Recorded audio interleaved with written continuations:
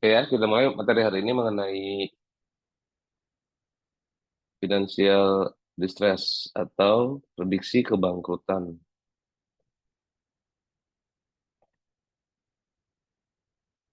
Ini pertemuan dua terakhir, jadi minggu depan pertemuan terakhir.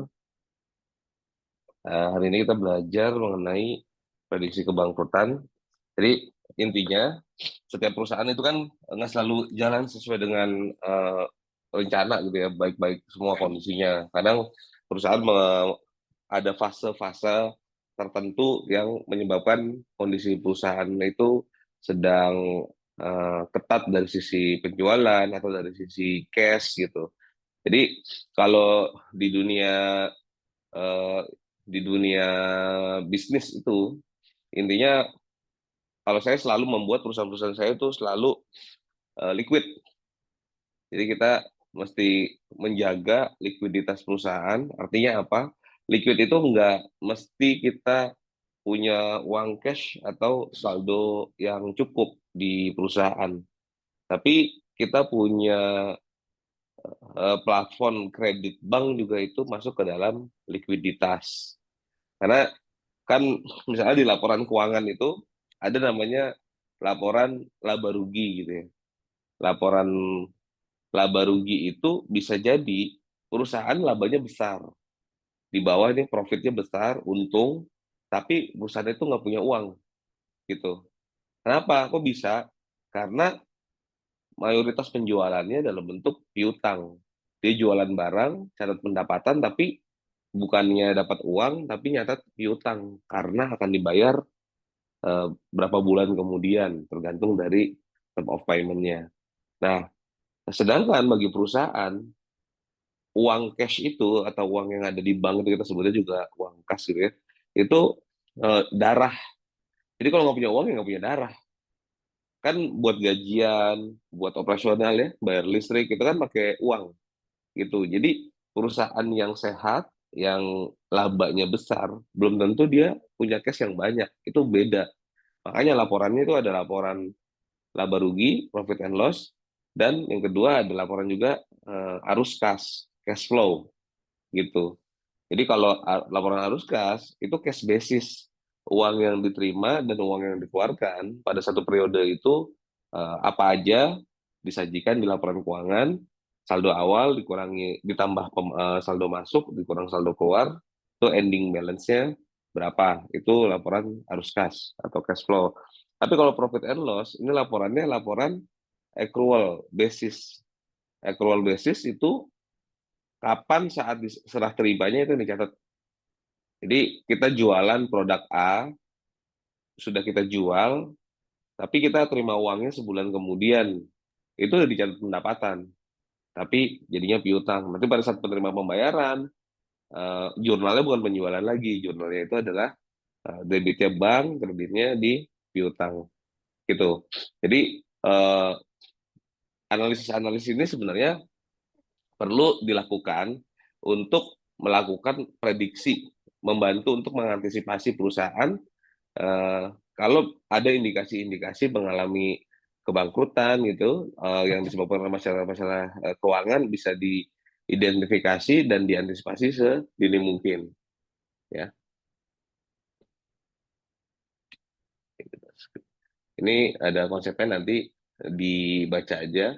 Intinya kebangkrutan ini perusahaan ini gagal dalam menjalankan usahanya untuk menghasilkan laba. Jadi pilihannya nanti ada banyak. Ending-endingnya itu bisa dilikuidasi. Contoh ya, tapi nggak semuanya likuidasi. Bisa jadi itu di restructuring gitu. Kayak ada perusahaan-perusahaan BUMN, kayak contoh Garuda Indonesia itu kerugiannya berapa triliun. Bisa coba dicek ya di laporan keuangannya Garuda tuh di IDX. Nama kode sahamnya Garuda itu apa ya, Garuda GIAA. Jadi GIA itu ada semua. Ini yang kemarin annualnya 2021 dia rugi 4,6 eh, billion, 4,6 miliar US dollar. Berapa triliun tuh? Dikali 16.000. Terus 2020 rugi 2,3 billion US dollar. Jadi dia rugi. Eh, tapi tahun ini kalau saya lihat di RTI, udah untung nih. Karena dilakukan restrukturisasi. Restrukturisasi itu negosiasi untuk perpanjangan jatuh tempo hutang-hutangnya gitu. Jadi implikasinya banyak nih kalau perusahaan sudah punya kesulitan keuangan. Kalau sampai perusahaan itu sudah nggak solvable, jadi nggak solvable itu sudah tidak memiliki kemampuan untuk membayar hutang. Ingat kemarin ya, kalau kita telat bayar hutang sehari aja, itu langsung turun tuh kolektabilitasnya jadi kolektabilitas 2, gitu ya. Kalau di bank nyatanya sebagai non performing loan. Terus nanti telat eh, di bulan ketiga turun lagi jadi call 3 sampai bisa jadi dikategorikan kredit macet. Nah, kalau sudah jadi kredit macet, itu biasanya kalau sudah masuk kolektabilitas 1, turun kedua, itu sudah dilakukan apa restrukturisasi dulu nih. Restrukturisasi itu macam-macam. Yang pertama, eh, ada perpanjangan jangka waktu kredit. Contoh misalnya satu perusahaan ini punya hutang yang jatuh tempo dalam waktu 5 tahun. Nah, dengan waktu 5 tahun, per bulannya dia harus bayar, let's say 500 juta gitu kan. Nah, karena kondisinya lagi sulit, ini yang 5 tahun diperpanjang jadi 10 tahun. Akhirnya per bulannya turun tuh dari 500 juta sampai dengan 250 juta. Jadi, eh, saya juga pernah waktu itu bantu perusahaan yang perusahaan teman sih, bukan nggak ada kaitannya sama Asia Vesta gitu ya. Jadi teman ini punya eh ini pertama bisnisnya lagi jatuh. Waktu bisnisnya lagi tinggi harusnya kan uangnya tuh digunakan atau diinvestasikan ke aset gitu ya. Tapi ini enggak nih. Asetnya dia punya ruko tuh 2, terus sama ada rumah rumah 1, ada kendaraan. Nah, waktu itu posisi cicilannya untuk yang ruko itu 30 jutaan, rumahnya sekitar 18-an gitu ya, sama kendaraannya 8 juta. Jadi waktu dia datang, ya sudah yang karena kemampuan bayarnya udah nggak ada gitu. Sebulan itu dia cuma bisa menghasilkan uang sekitar 20 juta. Jadi untuk hidup doang gitu, untuk bayar kreditnya kan nggak ada. Berarti yang kita lakukan yang pertama untuk mobilnya jual, ya udah harus dijual. Jadi mobilnya dijual, wah jadi nggak pakai mobil lagi dong. Ya udah itu resiko gitu kan. Karena mobil itu juga kan ada penggantinya nggak. Ya, udah naik motor lagi aja nggak apa-apa. Emang kenapa gitu kan? Atau waktu zaman dulu belum ada Gojek sih ya. Eh, jadi mobilnya dijual, dapat sisa uang cash. Terus yang kedua, ruko sama rumahnya ini salah satu harus ada yang dijual. Akhirnya dia pilih untuk ngejual rumahnya. Jadi ngejual rumahnya, cicilan yang tadi 18 jutaan kan hilang, dapat tambahan uang. Nah, uang sisanya itu dipakai buat ngontrak dulu sama ada pelunasan sebagian pokok di rukonya. Ruko ini karena kan produktif kan, masih menghasilkan. Jadi cicilannya tinggal yang ruko nih. Ruko itu cicilan 30, lalu kita datang ke bank, kita minta restruk diperpanjang, terus keringanan bunga, diturunin bunganya segala macam, akhirnya turun jadi 10 juta doang. Jadi akhirnya cukup tuh. Dia punya penghasilan 20 juta sebulan, 10 jutanya buat biaya hidup, 10 jutanya buat bayar kredit rukonya. Nah, itu yang harus dilakukan. Jadi harus dilakukan nih kalau misalnya sudah kekurangan likuiditas, udah nggak solvable, utangnya lebih besar daripada pemasukan, cicilan lebih besar, ya segera langsung diambil tindakan. Kalau enggak, apa yang terjadi? Kalau enggak, ya berarti nanti mobilnya disita, rumahnya disita, rukonya disita. Akhirnya yang paling jelek itu kolektibilitasnya kan turun. Jadi call 5. Kalau udah call 5, udah tamat, udah riwayat. Kita mau bisnis, mau ngutang ke bank, mau ngajukan pinjaman, itu nggak bakal dikasih sama bank. Jadi itu harus dijaga banget tuh kualitas pinjaman kita. Terus yang kedua, aset-aset kita kan akan disita oleh bank. Kalau terus abis disita oleh bank, endingnya kan dia akan lelang kan. Nanti lelang, terus jumlahnya, harganya kalau bank dilelang yang penting menutupi pokok pinjamannya aja gitu. Ya sudah kita nggak dapat apa-apa malah usahanya nggak bisa jalan gitu. Jadi eh, segera harus diambil keputusan pas tahu wah ini sinyal-sinyalnya nih bisa macet nih nanti kalau misalkan kita nggak melakukan tindakan seperti itu. Jadi ya, jadi eh, kondisinya akan serius kalau nggak segera yang dilakukan. Kalau di teori ini kan ini likuidasi kan. Kalau cerita yang tadi ya sama aja. Likuidasi itu yang dia jual mobilnya, dijual rumahnya itu kan sama aja likuidasi kayak gitu. Nah, eh, kalau ini likuidasi dipilih jika nilai likuidasi lebih besar dibandingkan nilai perusahaan kalau diteruskan. Itu ketika ada satu perusahaan yang sudah mulai kayak tadi nih ceritanya mulai tanda-tanda mau macet, ya tinggal dilihat aja. Yang pertama, aset-asetnya ada apa aja. Asetnya di appraisal, di nilai pasar gitu ya. Terus hutangnya berapa dihitung. Kalau misalkan dilikuidasi itu perusahaannya ditutup gitu ya. Perusahaannya ditutup dan perusahaannya ditutup lalu dijual-jualin gitu. Aset-asetnya dijual. Itu lebih untung atau enggak kalau dibandingkan dengan perusahaannya dijalankan. Nah, kemarin kan pemerintah juga baru nih, dia nutup 6 BUMN kan, 6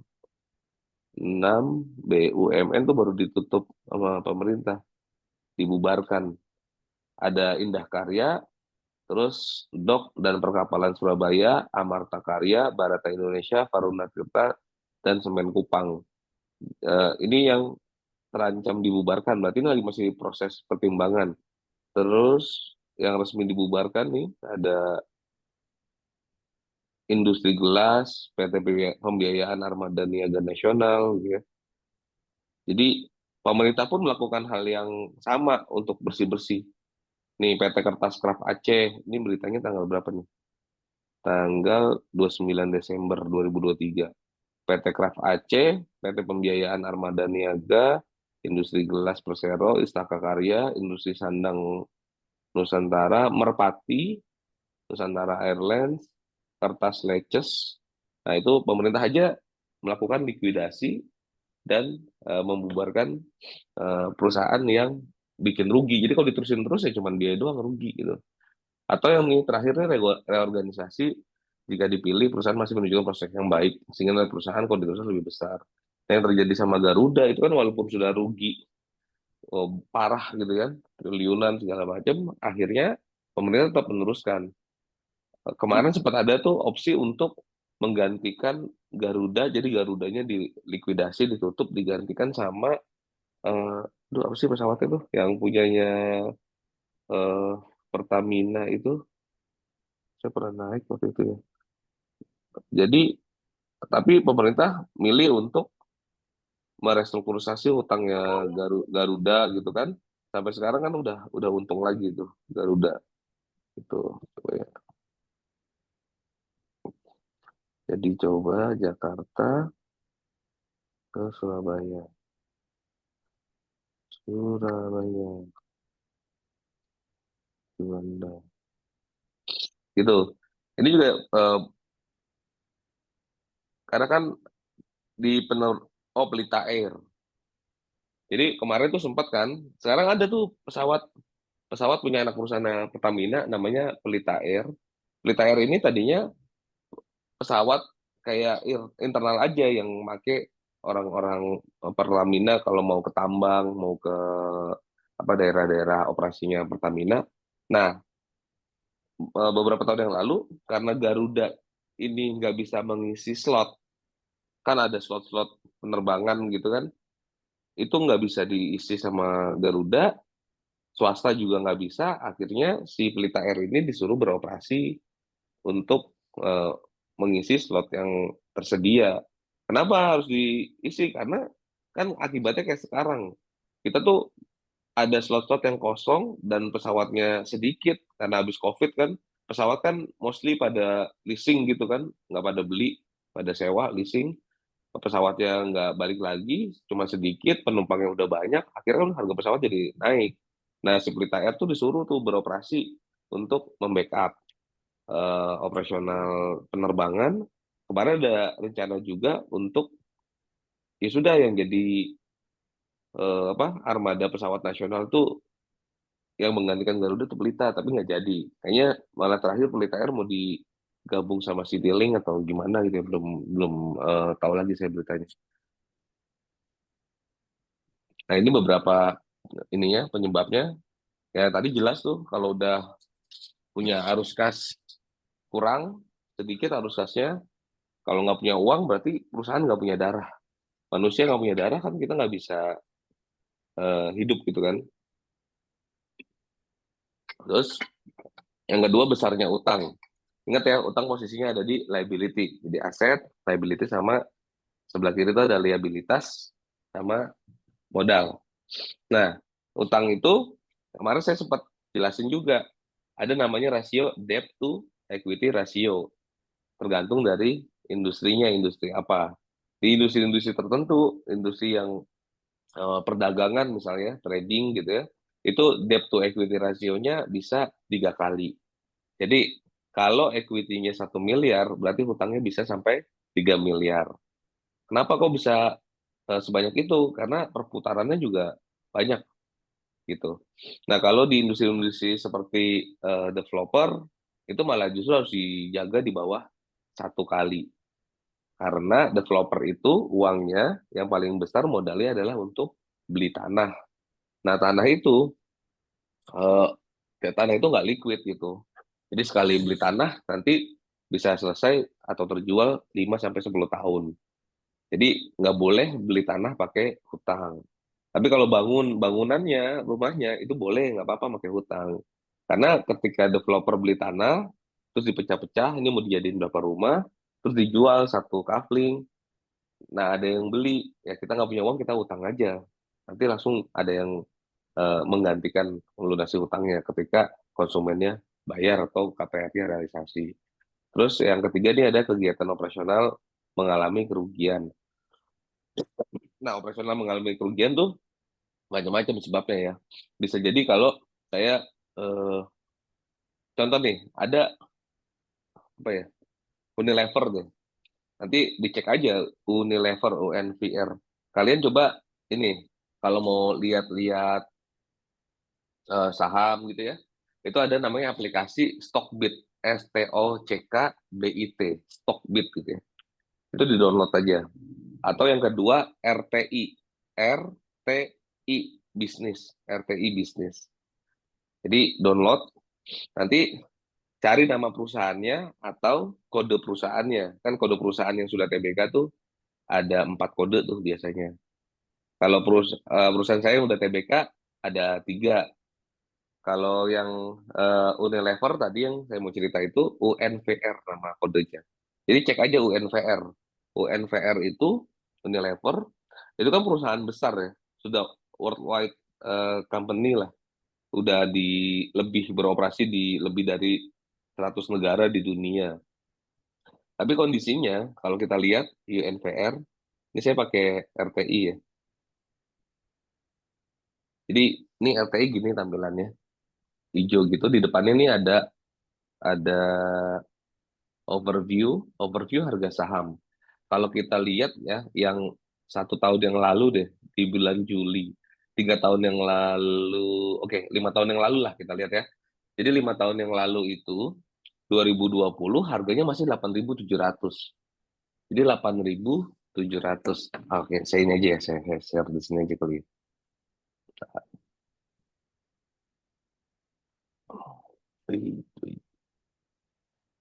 Ke investing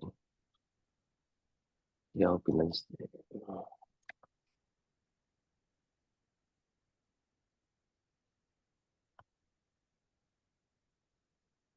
Atau kalau mau lihat bisa juga di situ. Pakai Yahoo Finance atau investing.com juga bisa. Nah, itu apa UNPR ya? UNPR. UNPR.jk. .jk tuh Bursa Efek Jakarta. Kita lihat nih. Ini lihat yang 5 years. Lihat nih ya. Ini 2020 nih, 26 Agustus 2019 itu harga paling tingginya tuh ada di 9.000 ya. Terus nih COVID ini 2020 turun jadi 7.000, sempat naik lagi di 8.000, turun terus sekarang kemarin sempat turun sampai 2.300, coba bayangin. Dari harga tertingginya 9.700, terus sekarang harganya 3.020, sempat di 2.500 gitu. Jadi hampir turun 60%. Padahal ini perusahaan besar. Perusahaannya untungnya masih triliunan gitu. Masih gede lah. Kenapa bisa turun?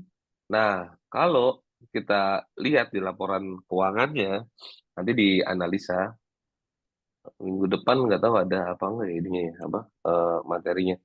Jadi itu bisa dilihat ternyata Unilever ini walaupun masih triliunan dia punya untungnya, tapi itu menurun.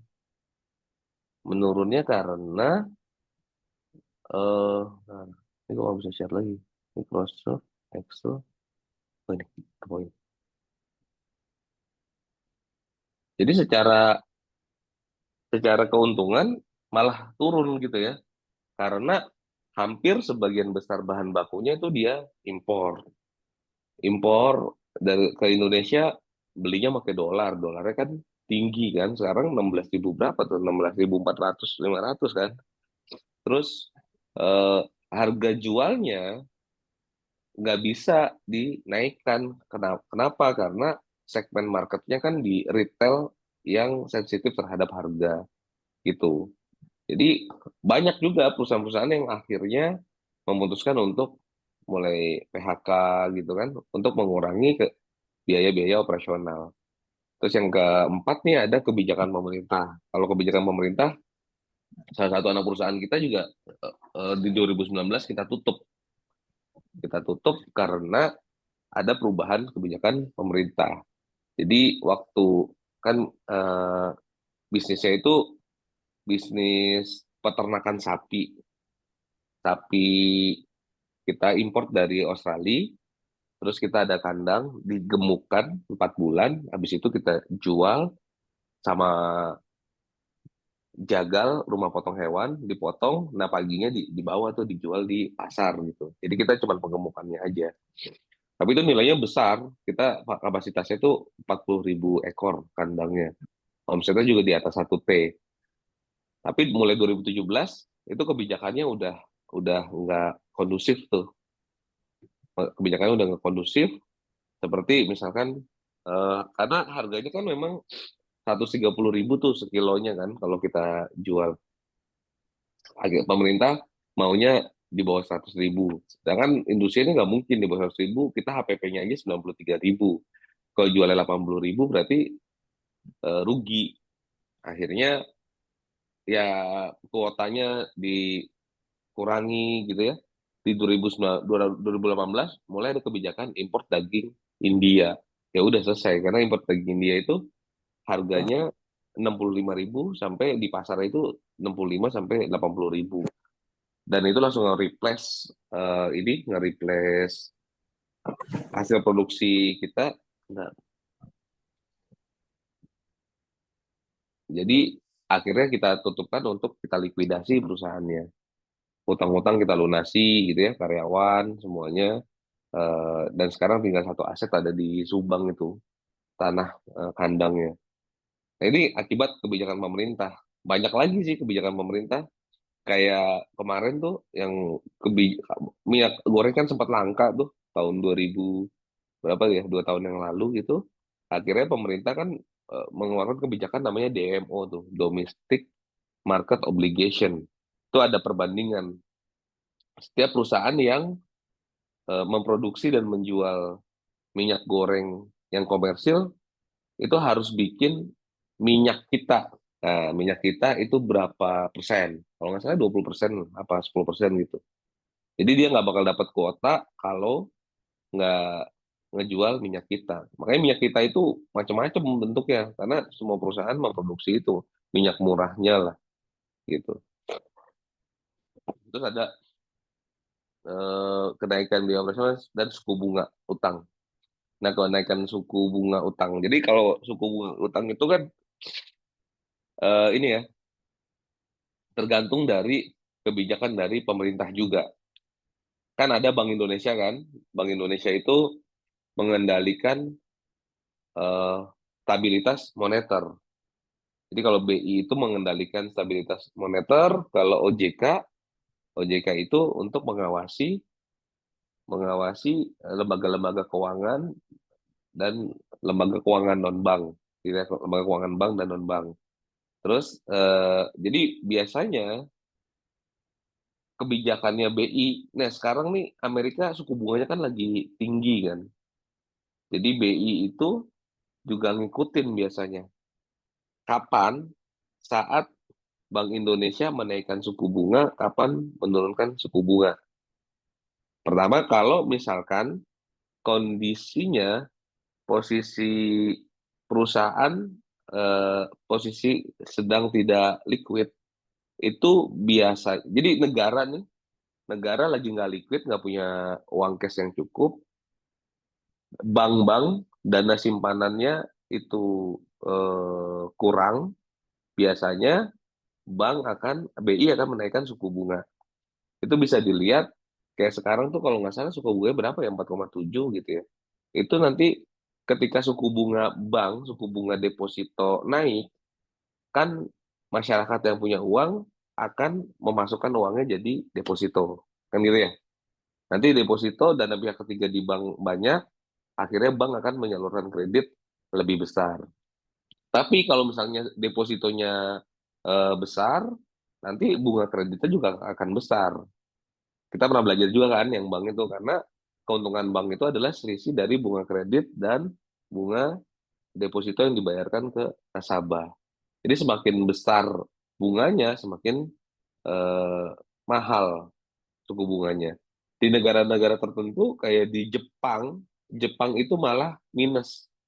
Kalau kita punya uang simpen di bank, itu malah kena biaya administrasi gitu. Malah minus Jepang, Singapura, saya kurang update deh. Waktu itu pernah minus juga.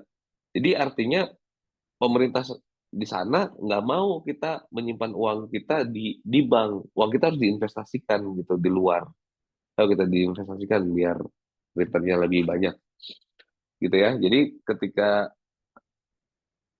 suku bunganya naik, berarti kan biaya bunga di perusahaan juga akan lebih tinggi. Ini tadi sudah kita bahas alternatif perbaikannya bisa dilikuidasi atau reorganisasi.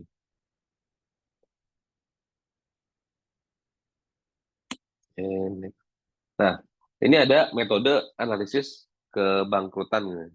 Jadi ada 5 metode analisis kebangkrutan. Yang pertama Altman Z-score, terus ada metode Springate, metode apa nih Z Mijewski, metode Foster sama Grover. Tapi yang paling banyak dipakai itu yang Altman Z-score aja. Jadi metode ini rumus-rumusnya perhitungan gitu yang digunakan untuk memprediksi perusahaan ini kondisinya sehat atau ada prediksi kebangkrutan.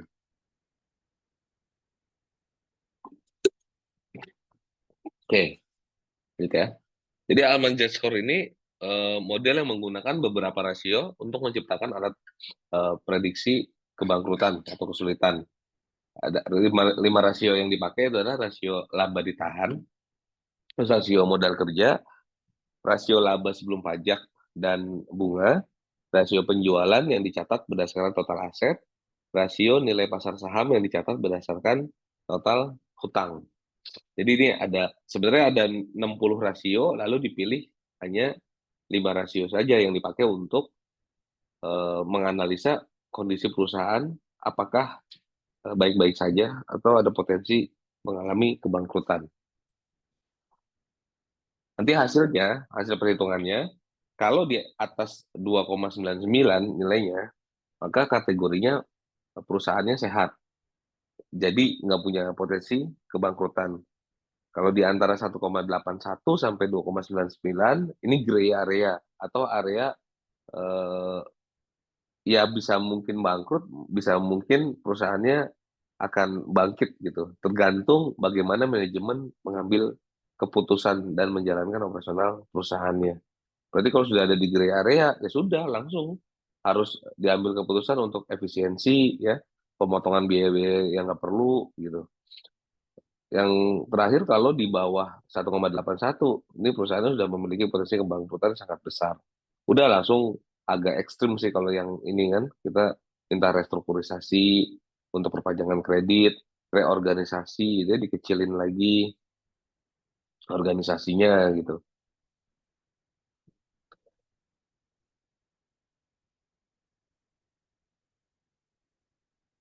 Jadi kemarin juga ada tuh cerita yang si siapa? Panji tuh, Panji Pragiwaksono kan dia punya perusahaan yang namanya Comika.id. Jadi Comika itu ya konsep bisnisnya itu eh, sebagai tempat buat open mic, buat stand up komedian, terus nanti karya-karyanya dijual secara digital, merchandise segala macam. Waktu COVID itu mungkin kan semuanya pada ke digital gitu kan. Itu over hire lah. Jadi nggak hanya itu, sebenarnya banyak sih. Ruang Guru juga sama. Perusahaan-perusahaan startup teknologi tuh kebanyakan over hire. Tiba-tiba COVID selesai, kita balik lagi nih ke kebiasaan eh, ya ke kantor, terus meeting ketemu gitu ya. Jadi yang tadinya orang beli fisik, beli digital buat nonton di rumah, sekarang udah bisa nonton fisik lagi kayak gitu. Akhirnya yang dia lakukan, penghasilannya udah nggak sebesar yang kemarin, terus ya mau nggak mau personal harus disesuaikan. Kalau saya juga sama nih. Waktu itu ada juga salah satu anak perusahaan kita nih yang kita rencana mau naikin omset gitu ya, mau menaikkan omset sebanyak 10 kali. Tapi kan kita bikin ini ya planningnya gitu.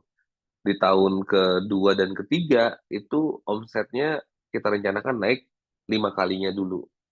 Jadi dari awal 20 M kita naikin jadi 100 M aja dulu.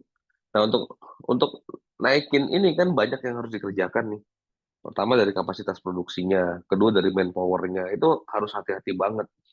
Bahkan ketika kita perjalanan, settingannya itu settingan sudah omsetnya 100 M. Jadi manajernya, GM-nya, sales-salesnya, produksinya segala macam. Tapi kenyataannya penjualannya baru 40 M, 40, 48 gitu kan. Ya itu kita coba 1 tahun, 1 tahun setengah, akhirnya kita lakukan, kita reorganisasi lagi. Karena nggak tercapai di timeline waktu untuk nyampe 100 M, ya sudah, berarti sedangkan perusahaan sudah beroperasi, menjalankan operasi dengan biaya biaya yang 100 M gitu. Pendapatannya masih baru 40 sampai 50%-nya. Nah, kalau diteruskan, ujung-ujungnya kan biayanya bengkak gitu kan. Terus ini nggak naik-naik nih. Kita udah hampir 2 tahun, omsetnya ya 40, 48 kayak gitu kan. Nggak sampai 2 kali juga. Ya sudah, kita reorganisasi lagi gitu.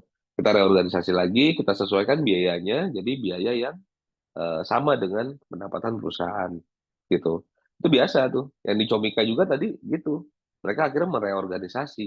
Banyak kerjaan-kerjaan yang tadinya dikerjakan oleh 3 orang dijadikan 1 orang gitu kan. Udah nih kerja 1 orang.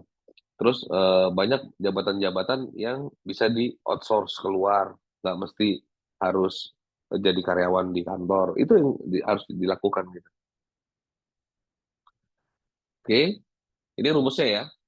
Jadi rumusnya itu Z ya, Z itu Altman Z score-nya 1,2 dikali X1 ditambah 1,4 dikali X2 ditambah 3,3 X3 ditambah 0,6 X4 tambah 1,0 X5. Nah, X1 ini modal kerja dibagi total aset. Nanti ada penjelasannya.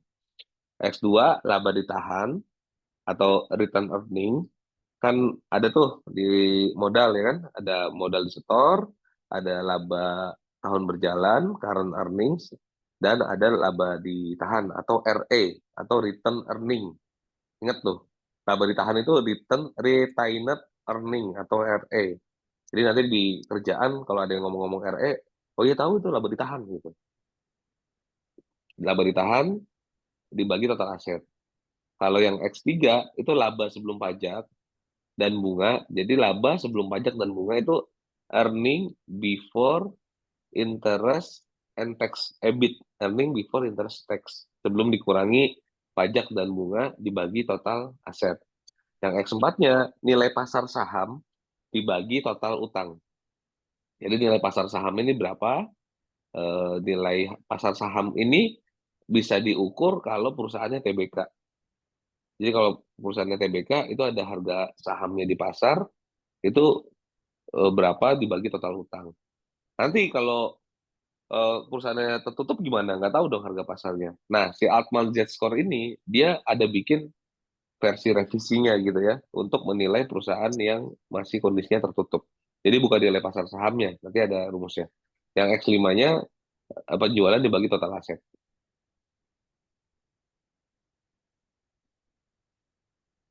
Terus yang kedua metode Springett, Spring pembacanya gimana tuh?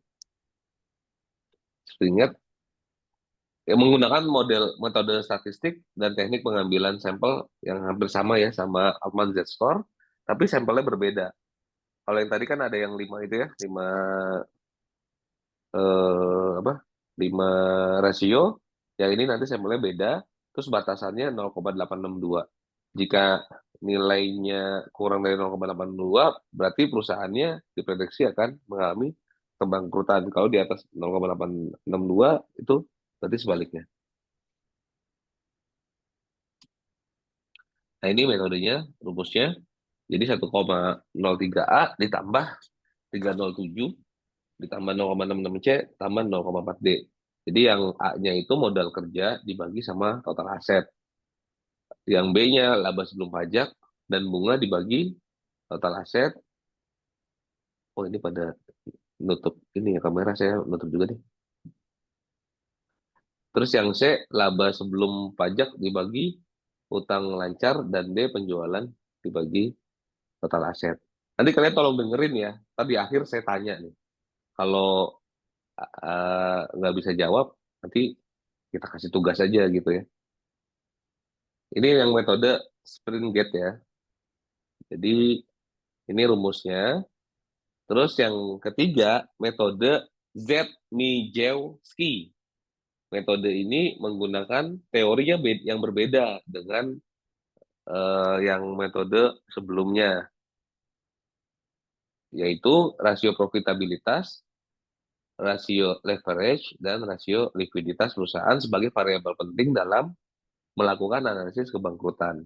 Ya, rasio profitabilitas itu rasio yang menunjukkan perusahaan bisa mengenerate profit atau laba.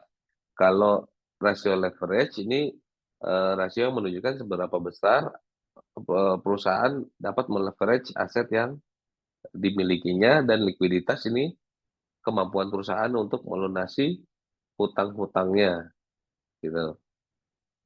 Nilai batasannya adalah nol. Jika X-nya lebih besar atau sama dengan nol, berarti perusahaan tersebut akan mengalami kebangkrutan di masa yang akan datang. Kalau X skornya kurang dari nol, perusahaan aman, baik-baik saja, tidak mengalami kebangkrutan. Nah, metode ini rumusnya X sama dengan minus 4,3 dikurang 4,5 dikali X1 tambah 5,7 dikali X2 dikurang 0,004 dikali X3. X1 ini laba bersih dibagi total aset. Ini kalian mestinya nyambung ya. Laba bersih itu ada di mana gitu. Waktu dari awal-awal tuh saya beberapa kali kita harus paham logika jurnal, posisi-posisinya di laporan keuangan itu di mana. Jadi kalau laba bersih itu ada di mana tuh? Laba bersih berarti ada di laporan profit and loss atau laba rugi yang paling bawah, laba bersih. Dibagi total aset ada di mana? Ada di neraca. Neraca isinya kan ada aset, ya, ada liabilitas, ada modal. Aset itu ada aset lancar, ada aset tetap atau aset tidak lancar. Itu dijumlahin, itu namanya total aset. Berarti angkanya di situ. Terus ada total utang dibagi total aset. Total utang di mana posisinya? Utang itu ada di liabilitas di neraca sebelah kiri, di atasnya modal. Utang ada berapa macam? Ada utang jangka pendek, ada utang jangka panjang. Itu dijumlahin total utang dibagi total aset yang ada di sebelah kanan. Yang ketiga, aset lancar dibagi utang lancar. Aset lancar, jadi yang eh, pertama itu X1 itu menunjukkan profitabilitas. Seberapa besar kemampuan perusahaan menghasilkan laba. Kalau yang X2 ini leverage terkait dengan kondisi hutang yang dimiliki oleh perusahaan. Yang ketiga ini apa namanya? Likuiditas. Yang ketiga likuiditas, kemampuan perusahaan untuk melunasi hutang jangka pendeknya. Aset lancar. Jadi tadi ya aset ada dua kan, aset lancar, aset tetap. Itu aset lancar aja angkanya diambil. Terus hutang dibagi utang lancar yang di sebelah kiri ada utang lancar, ada utang jangka panjang. Dibagi berapa nilainya? Kalau nilainya, jadi gimana tuh? Kalau nilainya di atas nol, berarti perusahaan berpotensi untuk mengalami kebangkrutan. Kalau di bawah nol, perusahaan tidak mengalami kebangkrutan. Nah, ini yang keempat, metode Foster. Ini menggunakan univariate models dengan dua variabel rasio secara terpisah, yaitu transportation expense to operate revenue ratio, TE dibagi OR, jadi pengeluaran transportasi dibagi operating revenue ratio, dan time interest earned ratio, TY ratio. Perusahaan yang punya Z kurang dari 0,640 diprediksi akan mengalami kebangkrutan. Jadi kalau di atas 0,640 ini tidak mengalami kebangkrutan, kalau kurang mengalami kebangkrutan. Nah, rumusnya minus 3,66, 3,366 X dikali 0,65. X-nya transportation expense dibagi operating revenue.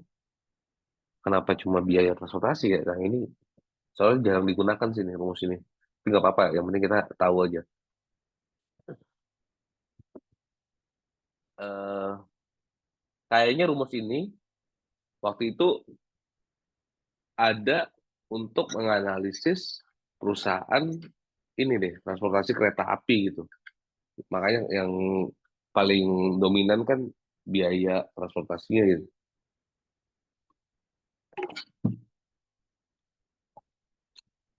Oke, itu eh, kita cukup tahu aja karena jarang dipakai juga.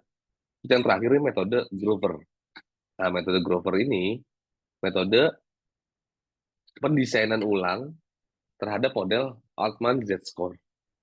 Jadi nanti endingnya itu kalau nilainya kurang atau sama dari 0,02 maka perusahaan diprediksi bangkrut. Jika nilainya lebih atau sama dengan 0,01 maka perusahaan dalam kondisi sehat. Ini ya G-score namanya nih.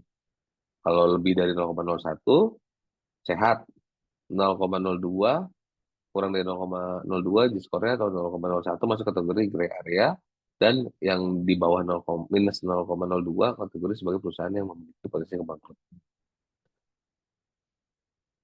Nah, ini rumusnya nih. Di-score 1,650 X1, 3,404 X2 ditambah 0,0. Ini jadi kalau kayak gini, ini maksudnya dikali gitu ya. 1,650 dikali X1. X1-nya apa? X1-nya ini modal kerja dibagi total aset. X2-nya ini laba sebelum bunga dan pajak dibagi total aset. ROA-nya net income to total aset. ROA itu return on asset. Jadi penghasilan bersih dibagi sama utang asetnya berapa. Nah ini eh, yang terkenal ya yang Altman Jet Score ini yang tadi yang pertama kita bahas rumus-rumusnya. Oke. Nah tadi kan ada tuh X1-nya apa ya? Ini ada rumusnya ini udah saya detailin. Jadi untuk cari X1-nya ini aset lancar dikurang utang lancar. Nah kalian harus tahu aset lancar ada di mana, utang lancar ada di mana gitu ya. Lihat di laporan keuangannya. Nah sebenarnya bisa aja nih saya tunjukin laporan keuangannya. Ini loh asetnya ambil di sini, ini di sini. Kan kemarin kan saya udah ajarin tuh bagaimana caranya untuk mengakses laporan keuangan perusahaan-perusahaan yang publik atau TBK. Kalian bisa ke IDX, perusahaannya perusahaan apa. Misalkan nih, contoh aja, eh, kalau di rumah pasti ada suka makan nugget gitu kan. Nuggetnya dilihat aja, ini perusahaannya apa nih? Oh, Java kan. Nah, kalian cari tuh tadi tuh, di Stockbit atau nggak RTI. Java, ada nggak kodenya? Oh, ada ternyata, Java gitu. Terus ke Indomart gitu ya. Ke Indomart, kalian beli ya sampo, itu ada Unilever. Terus itu kodenya UNVR. Itu semuanya ada semua. Ada lagi misalkan eh, kalian naik motor, motor Honda, suppliernya belinya di ini apa namanya? Astra Honda Motor. Itu Astra ASI, ASII. Soalnya ini anak-anak yang kos juga makanan pokoknya kan Indomie. Indomie itu punyanya ICBP. Jadi ada dua nih, ada ICBP, ada INDF, Indofood, INDF sama ICBP. Sorry, Indomie itu ada di INDF. ICBP ini supplier bahan bakunya ke INDF. Jadi semua perusahaan tuh ada gitu kan. Kalian cari, masuk ke website IDX, lihat annual report-nya. Kalau annual report tuh sama ada cerita-ceritanya tuh. Ada laporan-laporan tahunannya. Terus endingnya di belakangnya pasti di-attach sama audit report. Lihat audit reportnya. Ada neraca, ada laba rugi, ada cash flow gitu ya. Terus ada perubahan modal. Neraca dilihat, ya udah bentuknya gitu-gitu aja. Ada aset, aset tetap, aset lancar, ada laba rugi gitu kan. Ada ya isinya udah kayak gitu dilihat. Nanti harus proaktif gitu ya untuk belajar. Jadi kalau misalnya kita cuma di ini nanti bedanya kalian yang belajarnya proaktif itu akan lebih mudah dan lebih mudah apalagi nanti di dunia kerja gitu kan. Karena di dunia kerja itu kalau kita cuma average aja ya sudah nanti karir kita juga average aja. Tapi kalau kita proaktif di saat teman-teman pada main-main tapi kita malah ngedownloadin laporan keuangan gitu ya. Wah, teman-teman kita pada nongkrong-nongkrong, kita downloadin laporan keuangan, kita lihat gitu ya. Itu pasti pengetahuan kalian itu akan lebih banyak dari teman-teman kalian. Tapi saya nggak ada waktu itu. Kalau menurut saya sih nggak apa-apa. Di usia-usia teman-teman ini kan, sekarang masih semester 4 gitu kan. Berarti umur berapa? 19-20. Jadi 19-20 sampai umur 24-25 nanti habis lulus mulai karir, itu pain. Atau masa-masa yang harus dilewatin memang. Masa-masa sakitnya belajarnya gitu kan, perintis karir segala macam. Nah itu perbanyak aja informasi-informasi kayak gitu nggak apa-apa. Jadi kalau misalnya udah terbiasa baca laporan keuangan, sekarang enak kan aksesnya mudah gitu, gampang. Kalau zaman dulu saya ya susah laporan keuangan harus minta ke bursa atau enggak harus datang ke kantor perusahaannya, belum tentu langsung disetujuin. Nanti harus nunggu waktu, nunggu surat balasan. Sekarang tinggal akses aja dari handphone juga bisa. Terus lihat, diekspor aja itu PDF ke ini ke WhatsApp terus dilihat gitu. Nah ini jadi nyambung aset lancar nanti tahu tuh ada di mana, utang lancar di mana, aset di mana ya, laba ditahan ada di mana, total aset, laba sebelum pajak. Karena kalau misalnya kita nggak tahu posisi-posisi keuangannya, itu nanti agak sulit kita untuk berpikir strategik. Kan kita mau semuanya mau jadi pemimpin kan. Jadi ini kita calon-calon pemimpin, bukan calon-calon karyawan, bukan calon-calon karyawan yang levelnya staff gitu. Jadi yang membedakan itu adalah bagaimana cara kita berpikir strategik. Berpikir strategik itu secara keseluruhan nih. Ini ada perusahaan, kita jalan, wah kita lagi nggak punya uang. Atau kita bisa memprediksi kita akan kesulitan uang nih di tahun depan. Kenapa? Karena ada indikatornya nih, kita udah ada hitungannya. Terus kondisi global juga rupiah semakin melemah, supply dari luar negeri susah kayak gitu. Nah, itu kita harus bisa mengantisipasi. Kita tahu nih tahun depan akan susah, tapi kita sudah mengantisipasi, operasional akan tetap jalan, perusahaan akan tetap jalan, walaupun penjualan turun, perusahaan nggak rugi. Kenapa? Karena kita sudah mengantisipasi. Bisa jadi saya pernah ada 3 lokasi pabrik, satu pabrik ditutup. Karena kita memprediksi penjualan stagnan nih, nggak akan naik. Sedangkan kita mengoperasikan 2 pabrik. Penjualan itu hanya cukup bisa disuplai oleh 2 pabrik kan. Yang pabrik ketiga jadi kos kan. Ya udah tutup. Kita ada rugi, sewa segala macam udah nggak apa-apa gitu. Nah itu ketika kita bisa berpikir strategik, kita tahu tuh bisa memprediksi masa depan, merencanakan segala macam gitu. Ini tadi ini lebih detailnya. Nah ini eh, yang tadi saya bilang karena rumus Altman Z-score itu ada nilai pasar dan tidak semua perusahaan ini go public, maka susah diketahui berapa nilai pasarnya. Nah, kalau perusahaan go public sekarang jumlahnya berapa ya? 900 something gitu. Nah, perusahaan-perusahaan yang belum go public jumlahnya mungkin puluhan ribu gitu ya, puluhan ribu atau ratusan ribu yang ada di Indonesia. Jadi lebih banyak. Gimana cara mengetahui nilai pasarnya perusahaan nggak go public? Sebenarnya ada tuh caranya, ada profesi penunjang yang namanya Kantor Jasa Penilaian Publik atau KJPP. Jadi eh, kan ada di profesi penunjang tuh kayak akuntan, kalau auditor ya berarti harus ikut ujian CPA, konsultan pajak, USKP gitu ya.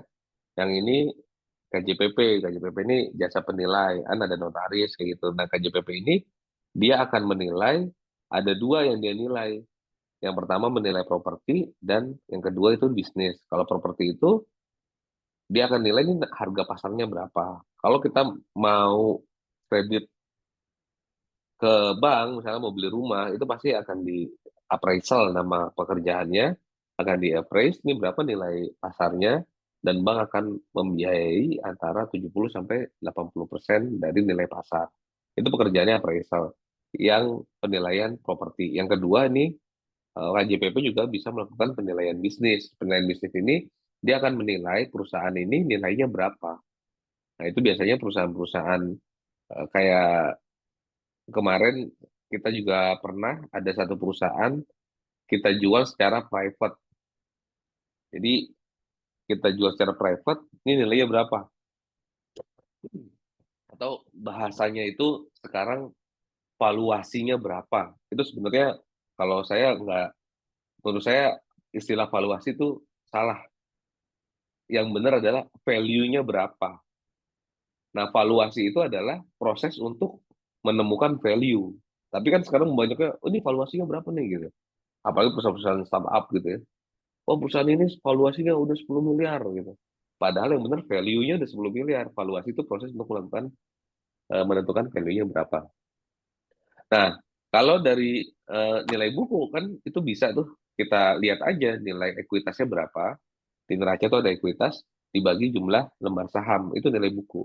Tapi perusahaan kan nggak cuma nilai buku, itu ada intangible-nya atau yang nggak kelihatannya, kayak misalkan si founders ini menemukan sistem bisnisnya, terus masuk ke satu perusahaan yang sekarang jadi niche market atau ceruk marketnya nih dia jualan kayak gitu.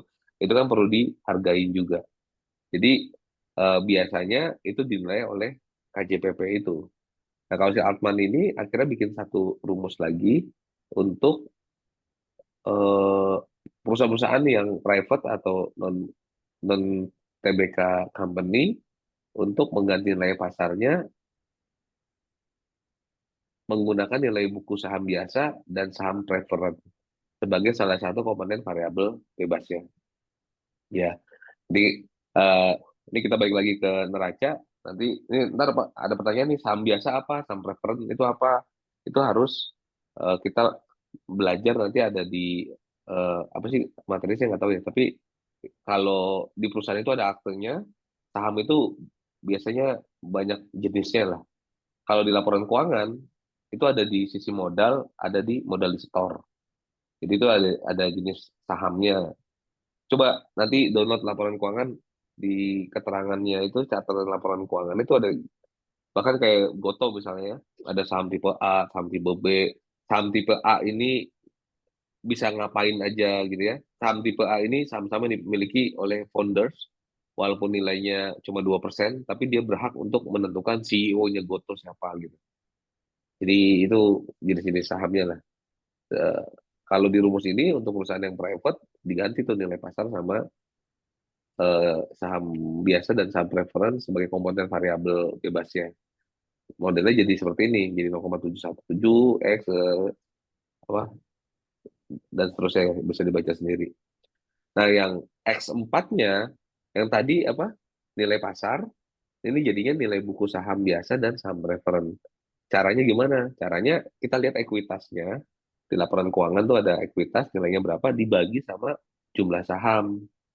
Berarti ini nggak pakai nilai pasar yang pakai KJPP. Yang ini langsung aja nilai bukunya berapa. Jadi per lembarnya berapa dibagi nilai buku total utang. Itu nanti dapat hasilnya. Ini beda ya. Jadinya nilai Z-nya kalau dikurang dari 1,23 ini akan bangkrut. Kalau yang 1,23 sampai 2,9 ini gray area dan di atas 2,9 ini aman. Gitu. Yang tadi itu untuk selain apa manufaktur company, yang ini selain manufaktur. Rumusnya bisa dibaca sendiri ya.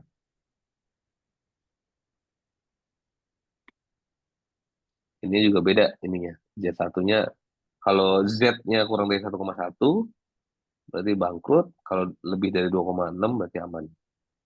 Gray areanya 1,1 sampai dengan 2,6. Ini ada contoh objek penelitiannya. Kita ada ambil 6 perusahaan manufacturer sektor otomotif di 2006 sampai 2008. Astra Auto Parts, Goodyear, Indomobil, terus Multi Prima Sejahtera, terus Nipres sama Prima Alloy. Nah ini udah jadi ini rasio-rasionya semuanya dengan yang tadi itu gimana rumusnya X1-nya, nilai rasionya gitu. Kalau kalian mau hitung ulang juga silakan. Tapi saya nggak tahu ya kalau di Unkris itu gimana ya kan kalau di kampus lain tuh ada bikin jurnal segala macam. Nah ini kalian mestinya kan bisa juga tuh udah mulai bikin jurnal itu bisa tuh dibikin. Jadi meneliti perusahaan sektor ini kan otomotif 2006 sampai 2008 udah nggak update.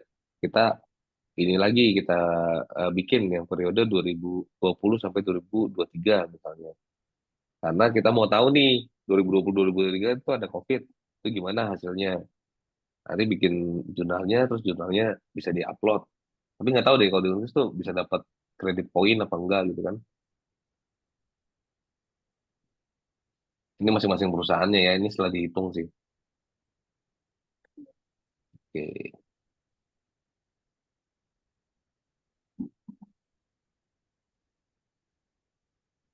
gitu ya.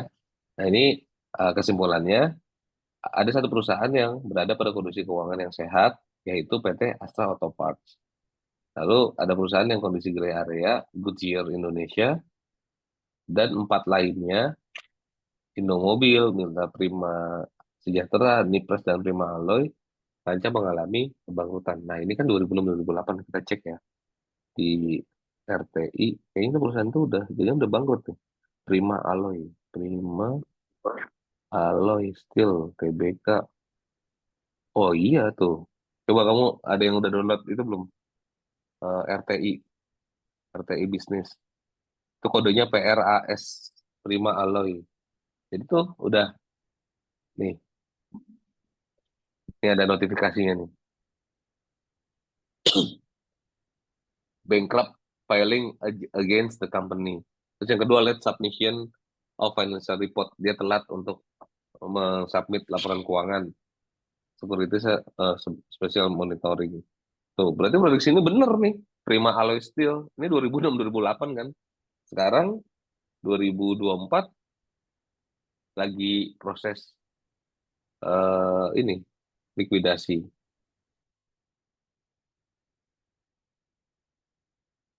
IPO dari tahun 90. Pendapatannya, finance-nya,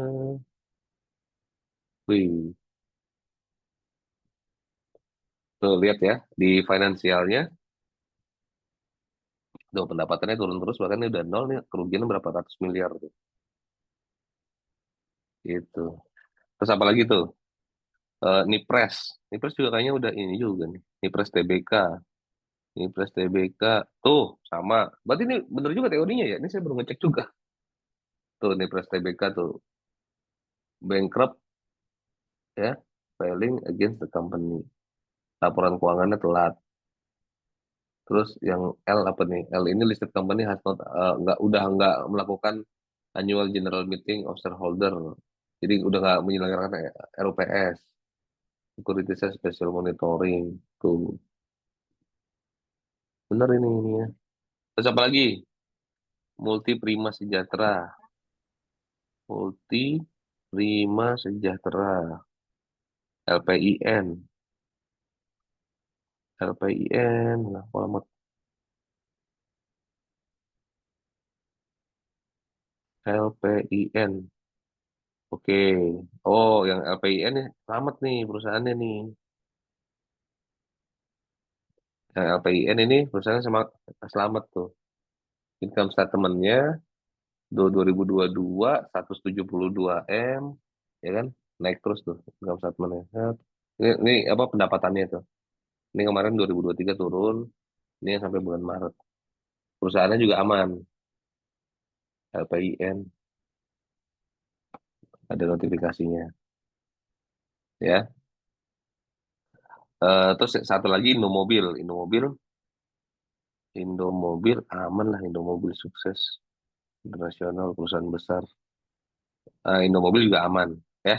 Nah makanya ini di 2006 sampai 2008 dilakukan analisa, ternyata ada 4 perusahaan yang potensial untuk mengalami kebangkrutan di masa datang gitu ya. Ada Indomobil, Multiprima, terus Nipres sama Prima Alloy. Si Indomobil sama Multiprima ini bisa kita cek sekarang nih kan kita udah di masa depannya mereka nih. Udah berapa? Hampir 15 tahun kemudian gitu kan. Eh, Ternyata selamat gitu. Kenapa bisa selamat? Karena manajemen tahu lebih awal, terus langsung melakukan langkah-langkah untuk mengatasi potensi kebangkrutannya. Itu bisa dianalisa. Kenapa bisa bangkrut? Oh, penjualannya. Kenapa penjualannya turun? Oh, ternyata supply barangnya. Oh, Indomobil sih banyak. Sekarang Indomobil tuh megang kayak Audi itu di Indomobil. Terus kemarin masuk Citroen tuh, Citroen yang dari Jerman masuk dari dia. Terus Suzuki ada. Jadi banyak nih mobil-mobil yang lain gitu kan. Terus dia punya finance juga yang buat pembiayaannya gitu. Nah, ini satu lagi apa? Goodyear ya. Goodyear. Goodyear Indonesia Tbk. Oh, ini aman sih kalau Goodyear perusahaan besar. Perusahaannya sehat. Jadi waktu itu kondisinya gray area. Nah, ketika di gray area kan tergantung dari manajemen nih. Dia mau melakukan perbaikan atau dia terusin aja. Eh, Kalau diterusin aja bisa jadi dia masuk ke kategori yang bangkrut. Gitu ya, paham ya? Jadi kalian harus terbiasa nih sama perusahaan-perusahaan TBK. Data-datanya langsung ada di sini semuanya. Bisa di Stockbit, bisa di apa gitu ya, bisa di RTI bisnis. Oke, jadi itu udah materinya sudah selesai. Terus saya mau share yang tadi saya bilang. Sampai sini ada yang mau bertanya nggak? Sambil saya buka ini. Sebentar, jurnal mana? Jurnal Jetscore. Oke.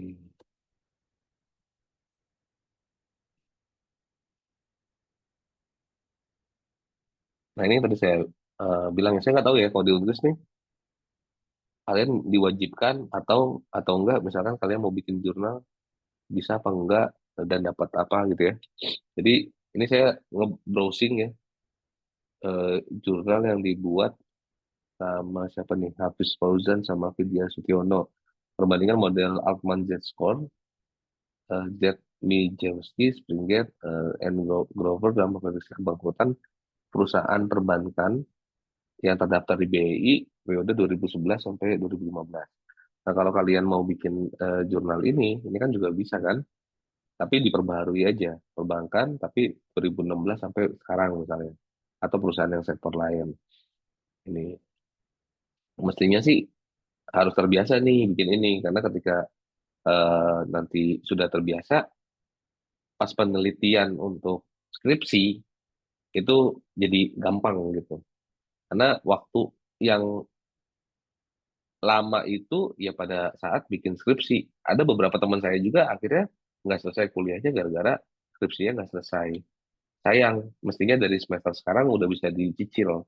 Kalian baca-baca jurnal, baca-baca skripsi, nanti mau ngambilnya apa? Langsung pelajarin datanya gitu ya. Pelajarin datanya, dikumpulin, dicicil data-datanya, kan ada semua tuh. Nanti pas udah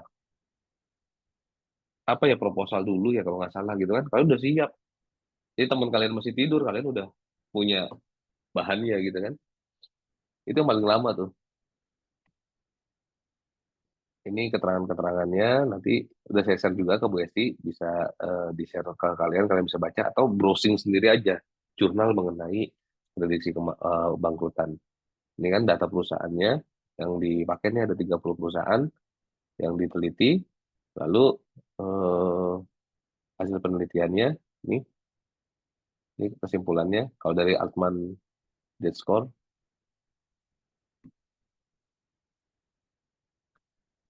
Gate ke sini. Jadi dari 5 metode tadi dibandingkan sama dia nih, terus dibikin kesimpulan. Altman Square prediksi ada 16 perusahaan perbankan yang mengalami posisi bangkrut dari total 30 perusahaan. Ya, Altman Square memiliki tingkat akurasi sebesar 46,67%, errornya 53. Yang B-nya, metode Springate dan Zednijewski ini, sebuah perusahaan yang diteliti dalam keadaan posisi bangkrut selama 5 tahun berturut-turut. Hal ini menunjukkan bahwa model ini memiliki tingkat error 100%, gitu ya. Terus yang Grover, tingkat akurasi 100% dengan tipe error 0%, model Grover yang paling sesuai. Grover memprediksi bahwa semua perusahaan perbankan yang diteliti dalam keadaan posisi sehat selama 5 tahun berturut-turut. Hal ini menunjukkan bahwa model Grover akurasi 100%. Oke, apa nih? Ya ini udah gini doang sebenarnya.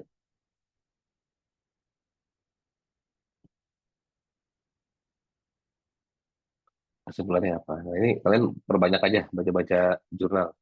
Jadi awal deskripsi itu ya dari jurnal. Perbanyak baca jurnal. Cari-cari sendiri. Oke. Nah, ada pertanyaan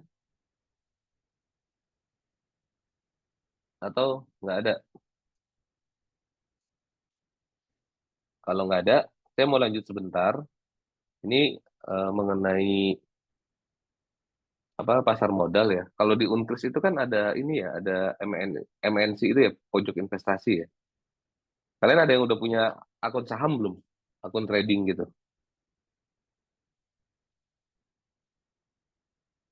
Kalau nggak ada yang jawab berarti belum punya ya. Belum, Pak. Belum Belum, ya. Pak. Oke. Nah, jadi saya waktu belajar pertama itu ya, dulu tahun 2013. Jadi 2013. Jadi BEI atau Bursa Efek itu dia punya kelas tuh namanya eh, Sekolah Pasar Modal. Nah, Sekolah Pasar Modal ini kelasnya gratis. Dulu 3 hari datang ke bursa gitu. Tapi sekarang kemarin saya cek tuh ada yang online. Nah ini kalian kan harus paham gini ya, karena sekarang kalau misalkan kita mau kerja pun kita harus kerja di perusahaan-perusahaan yang punya prospeknya bagus gitu ya. Perusahaan-perusahaan yang punya prospek bagus tuh kebanyakan kan perusahaan yang sudah listed di bursa. Kenapa? Karena dari compliance-nya, dari good corporate governance-nya jalan, perkembangannya segala macam gitu ya. Jadi harus terbiasa lah kita mengakses perusahaan-perusahaan tersebut. Datanya kan transparan, kita bisa lihat laporan keuangannya gitu. Nah, sekarang kalian harus paham nih, gimana sih sistem bursa. Saya mau kasih analoginya. Ini ada kalau kayak mall ya. Ini kalau orang Bekasi itu mallnya di mana sih? MM gitu ya, Metropolitan Mall lah. Jadi Metropolitan Mall itu filosofinya sama dengan Bursa Efek Indonesia. Jadi MM, bangunan MM-nya nih, manajemennya, itu adalah manajemen Bursa Efek Indonesia. Terus kalian masuk nih ke dalam, pengen beli sepatu, sepatu Gen Z tuh apa tuh? New Balance gitu kali ya. Mau beli New Balance. Kalian masuk, jadi New Balance sepatu itu sama dengan saham perusahaan yang kalian mau beli. Kalian bisa nggak datang langsung ke pabrik yang New Balance? Nggak bisa kan? Jadi kalian ke MM, cari ke pabriknya langsung, nggak ada. Yang ada adalah toko di dalam mall. Ada sport fashion, ada apa lagi tuh? Ya toko-toko sepatunya tuh.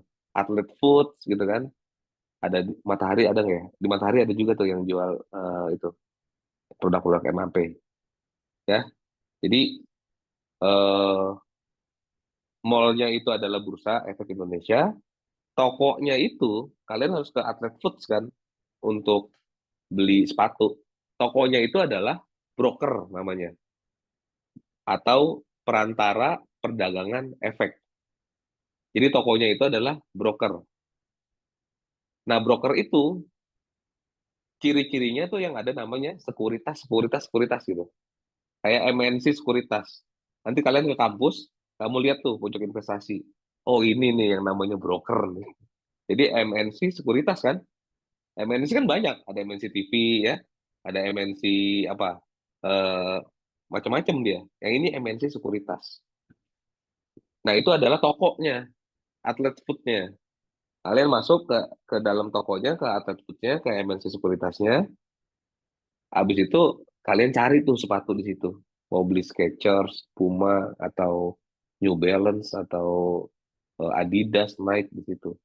Nah, si jenis-jenis sepatu ini adalah perusahaan yang mau kalian beli. Jadi analoginya seperti itu. Perusahaan TBK itu ada di dalam toko. Kalian nggak bisa tuh datang langsung ke pabriknya langsung untuk beli barangnya. Harus melalui toko. Nah, tokonya itu adalah sekuritas. Jadi nanti kayak MNC gitu ya. Kita ngomong sekuritasnya. Sekuritas ini dia punya 3 izin. Yang pertama, izin perantara perdagangan efek namanya dari OJK. PPEE. Ini adalah izin untuk bisa jadi perantara kalian kalau mau beli saham. Jadi kalian beli saham tuh nggak bisa tuh langsung tadi ke pabriknya, ke perusahaannya langsung nggak bisa. Tahu kalau kalian datang ke apa yang punya MAP itu, Starbucks dan lain-lain itu ya, datang langsung ke MAP, saya mau dong beli saham kamu. Nggak bisa, kalian harus ke perusahaan perantara perdagangan efek. Izin yang pertama. Izin yang kedua, penjaminan PP izin penjaminan efek PPEE, izin penjaminan emisi efek. Jadi yang kedua ini izinnya dipakai oleh sekuritas ketika menjadi penjamin pada saat perusahaan mau go public gitu. Jadi izin sekuritas sih tadi yang buat kita jual beli saham satu, yang kedua adalah untuk penjamin ketika perusahaan mau go public. Nanti yang di RTI dilihat lagi tuh, perusahaannya dilihat, ada profil, itu ada tuh IPO-nya tanggal berapa, nilainya berapa, underwriter atau penjaminnya siapa. Yang ketiga, izin yang terakhir, yang ketiga itu adalah untuk manajer investasi. Manajer investasi itu dia bisa bikin produk namanya reksadana, lalu reksadana ini akan menghimpun uang dari masyarakat dan akan dipakai untuk investasi. Jadi kalau kalian yang nggak bisa sempat menganalisa segala macam, udah beli reksadana aja. Misalkan dapat 1 triliun, reksadana ini ntar ada laporan keuangannya juga, nanti bisa dilihat investasinya mau dipakai buat beli apa segala macam terhadap ada returnnya. Nah ini kalau mau ngeliat reksadana tuh ada aplikasi namanya Bibit, BIBIT itu lengkap tuh ada prospektusnya dan lain-lain gitu. Gitu jadi ada di situ, ada di apa eh, reksadana, ada dia bisa jual saham. Nah sekarang yang saya mau kasih ke kalian ini kalau menurut saya silakan ikut aja karena ini gratis. Kalian bisa lebih awal tahu mengenai kondisi di pasar modal dan nanti kalau cerita sama teman-teman kamu, oh saya udah punya nih, gitu. Udah ngerti, udah punya sertifikat pelatihan dari IDX. Ini di sorry sorry mana ya? Investor. Ah ini nih kalian buka ini website IDX, terus investor, nih sekolah pasar modal, klik ya. Nah, jadi sekolah pasar modal nih ada reguler dan syariah, SPM online. Serah kalian pilih aja. Nih bisa bisa offline dan online. Ini yang syariah. Nih kalau yang mau online nih ada di sini. Coba ya, coba kita pilih ini. Online, online.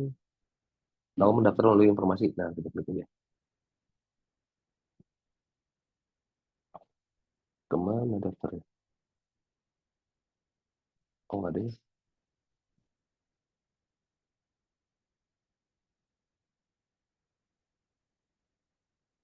Oh, ini reguler. Oh, ke sini nggak?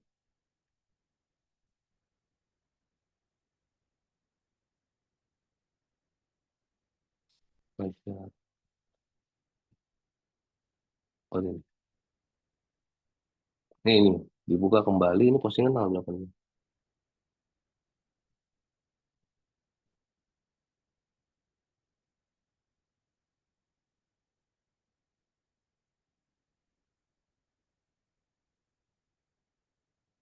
Sekolah pasar modal. Linktree sekolah pasar modal.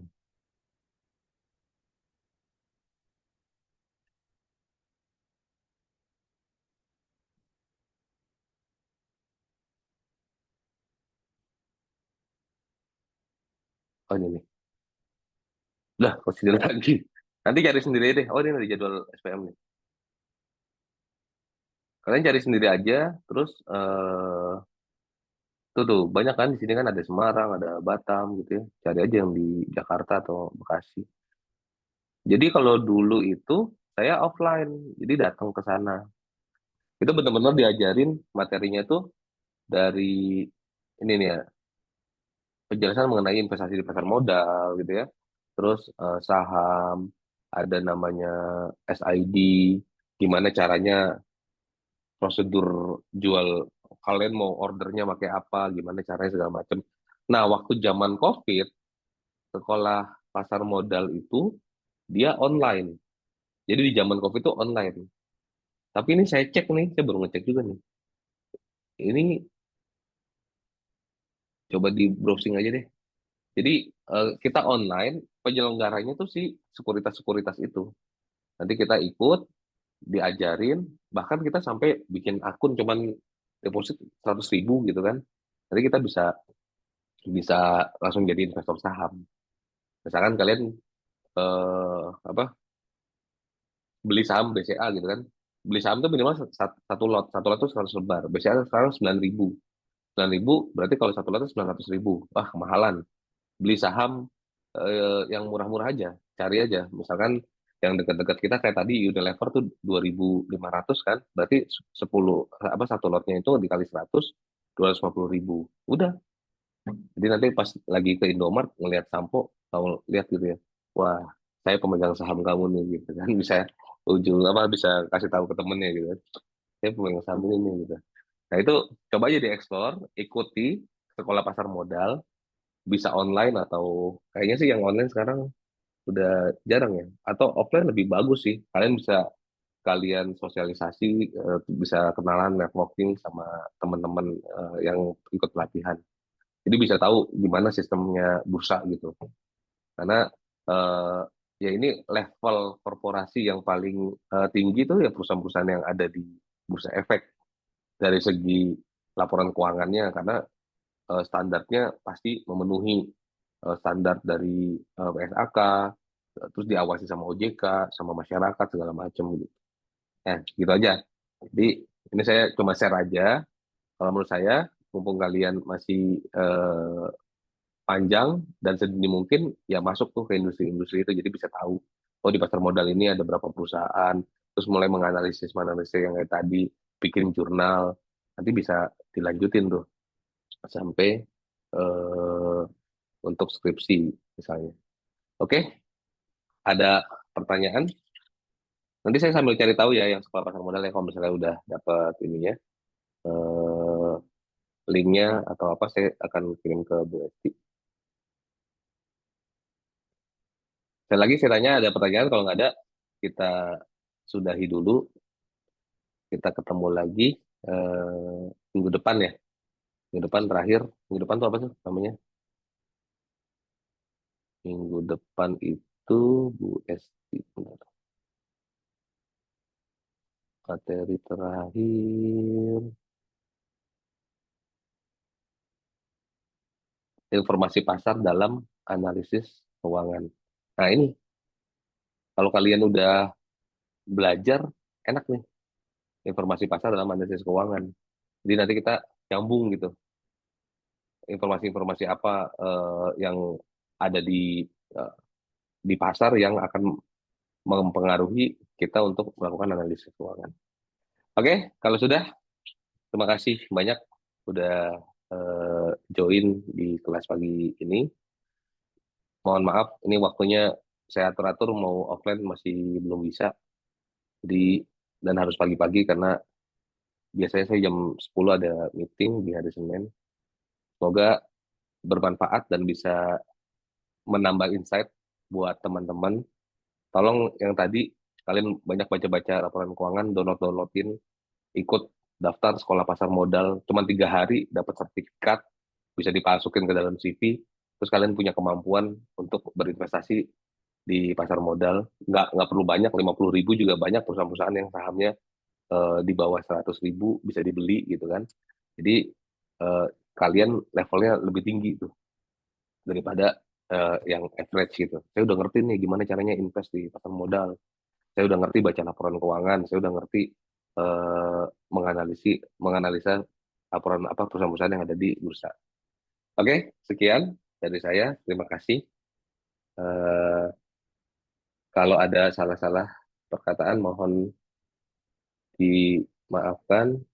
Kita foto dulu ya. Nah ini kalau foto jadi banyak nih yang muncul. Oke, 1, 2, 3. Terima kasih ya. Sampai ketemu lagi minggu depan. Assalamualaikum warahmatullahi wabarakatuh. Waalaikumsalam. Terima kasih, Kak. Ya, Terima oke. kasih, Kak.